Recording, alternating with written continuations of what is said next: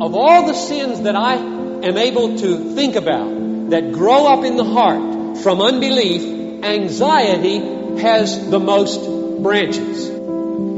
It produces more other sins than all the others that I could think of. For example, when I'm anxious about finances, it can give rise to coveting or greed or hoarding or stealing. Or I can become abrupt with people and surly in my disposition.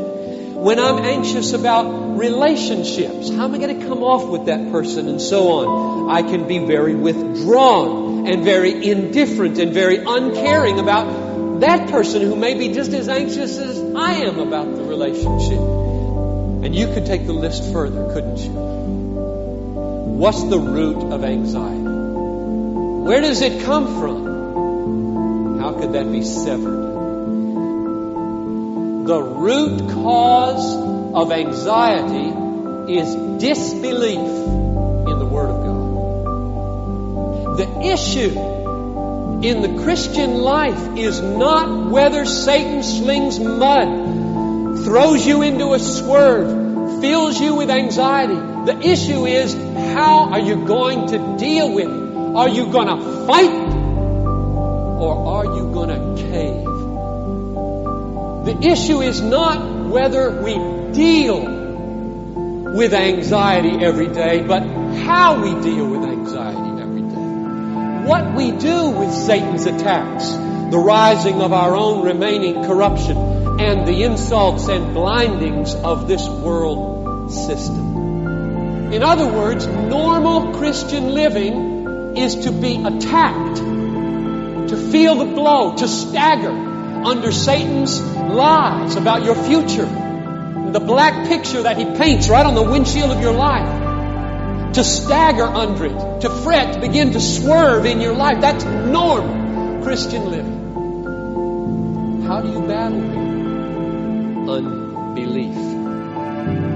Because it's unbelief that sets in. As soon as the future, God's future of welfare and joy and hope and gladness are cut off, the issue is God for me? And is there a future out there? It's an issue of belief in God's promises. So we fight the anxiety of the swerving of our life by fighting with the promises of God to get the lies of Satan off of there that are making us disbelieve in the future that God holds out to us. Romans 8:31, if God is for you, who can be against you? And when I'm anxious about getting sick, I steady my hand with tribulation works patience, and patience works approvenness, and approvenness does not make ashamed. And when I'm scared that I might die and wonder what death would hold for me, I steady my hand with Romans 14. None of us lives to himself, and none of us dies to himself. If we live to the Lord. And if we die to the Lord. So whether we live or whether we die, we are the Lord's. For to this end Jesus died and rose again, that he might be Lord both of the dead and of the living. And when I'm anxious finally, that I might make shipwreck of faith, that some sin might rise and get control of my heart, and it might be hardened and I'll fall away from God, I steady my hand with Philippians 1:6, he who began a good work in you will complete it unto the day of Christ. Fear not, for I am with you. Be not dismayed, for I am your God.